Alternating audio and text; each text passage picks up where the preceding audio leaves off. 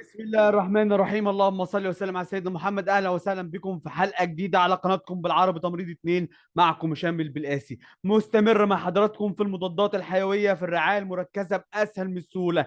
الحلقه رقم 4 ان شاء الله اللي هي الفانكومايسين، من اشهر المضادات الحيويه اللي حضرتك هتشوفها في حياتك ان شاء الله في الرعايه لو انت هتشتغل في الرعايه سواء في مصر او الوطن العربي. على بركة الله هنبتدي الحلقة، والحلقة برضو إهداء لروح زميلي العزيز عبد الله فهمي، ربنا يرحمه. ادعوا له يا شباب بالرحمة وإن هو يجعله في الفردوس الأعلى يا رب العالمين، ويرحمنا ويرحم جميع الناس.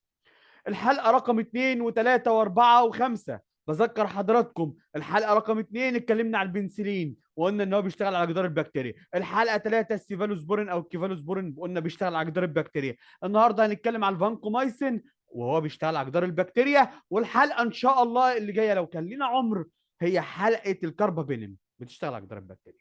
يبقى تاني، لو قلت لك بنسلين سيفالوسبورين فانكومايسين كاربابينم تقول لي بيشتغلوا على جدار البكتيريا. يعني بيعملوا ايه؟ بيعملوا انهبشن او انهبت للسيل وول سينثيسيس، بيمنعوا او بيقللوا التكون جدار البكتيريا، فالبكتيريا يخش لها ميه فتنفجر.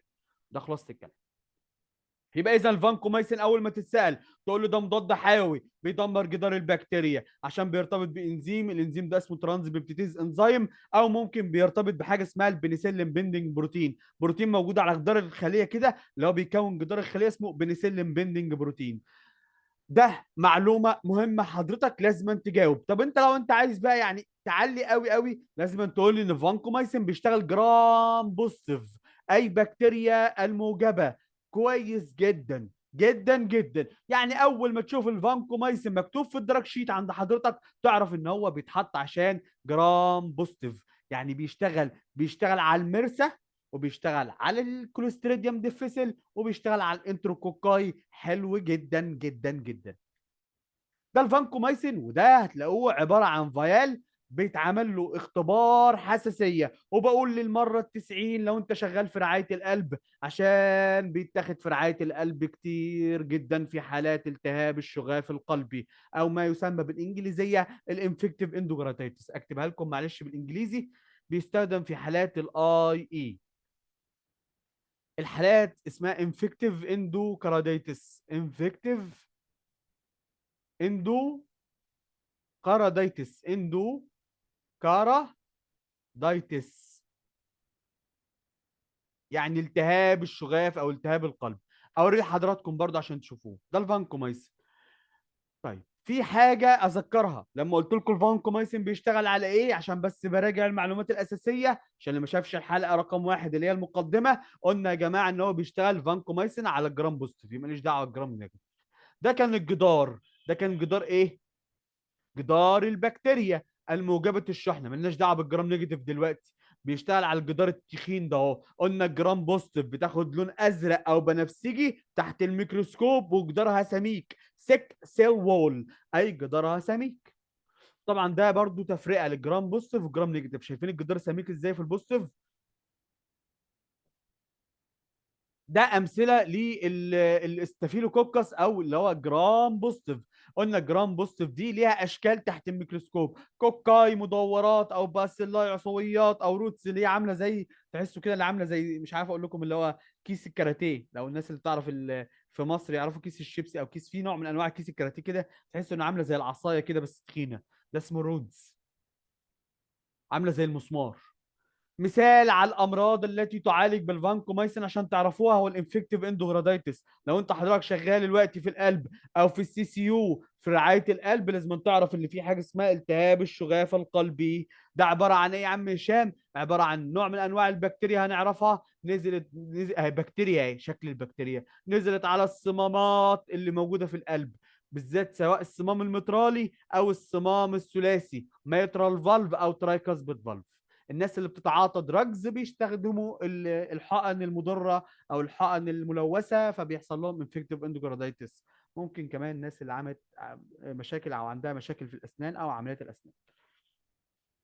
بس انا جيت وطيت صوتي في الحته دي شويه. طيب مثال للبكتيريا الموجبه الشحنه اللي بيعالجها الفانكومايسين الاستافيلوكوكس اريوس جرام بكتيريا. يعني ايه جرام بوست بكتيريا؟ يعني زي ما انتم شايفين الميكروسكوب نشيل بس الصوره، هتلاقوا هنا شكلها بيربل، شكلها بنفسجي، يبقى دي على طول جرام بوزيتيف. ده الاستافيلوكوكس، شكلها كوكاي، ستافيلوكوكس يعني شكلها مدورات. ده الشكل بتاعها تحت الميكروسكوب. اوريكم كمان، ده بتعمل انفكتيف اندوكاردايتس. الفيريدانس، الفيريدانس ستريبتوكوكاي. ايه الفيريدانس ده يا عم هشام؟ لما حد يسالك في رعايه القلب يقول لك وات از ذا موست كوزز او موست كوزز اوف بكتيريا، ايه اشهر سبب من اسباب البكتيريا تعمل انفكتيف اندوكاردايتس في رعايه القلب؟ تقول له الفيريدانس او الستريبتو او الاستافيلوكوكس اوريوس، ممكن كمان الفيريدانس، ممكن كمان الانتروكوكاي، تعمل لاسباب او تعمل عدوى في التهابات الشغاف، او ممكن تسبب مشاكل في الصمامات بتاعه القلب. كده انا خلصت الحلقه رقم 4. ارجو ان تكونوا استفدتوا يا جماعه. ما تنسوش مجموعه البنسلين، مجموعه السيفالوسبورين، مجموعه الفانكومايسين، لان الفانكومايسين مع انه دواء واحد بس بيعتبروا الانهبيشن للسيل وول، بيشتغلوا على جدار البكتيريا. البنسلين والسيفالوسبورين بيشتغلوا جرام بوزيتيف جرام نيجاتيف. الفانكومايسين لوحده اللي بيشتغل جرام بوزيتيف، بيشتغل على حاجه اسمها المرسى. اقول لكم بس اخر معلومه: المرسى ميسيسيلين ريزيستنس ستافيلو اوريوس، يعني الحاجات المقاومه كمان.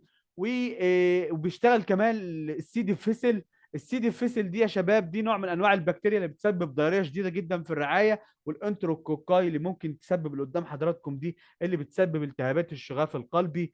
دي اشهر حاجات بيعالجها الفانكومايسين. للاسف للاسف للاسف اخر معلومه لازم اقولها، ان بدا يتكون ليه ريزيستنس وبقى بيسموها الفيرسا. فانكومايسين ريزيستنس ستافيلو اوريوس، عشان كده بقى بالسكند لاين او الثيرد لاين بقى بيدوا الاخوه اللي شبهه التيكوبلونين، وهنعرفها ان شاء الله قدام، واللينوزوليد هنعرفها في حلقه لوحدها. ارجو ان انتم تكونوا استفدتوا. شكرا لحضراتكم. اي اسئله على اليوتيوب انا في انتظار حضراتكم، وارجو تكون الحلقه سهله. مع السلامه.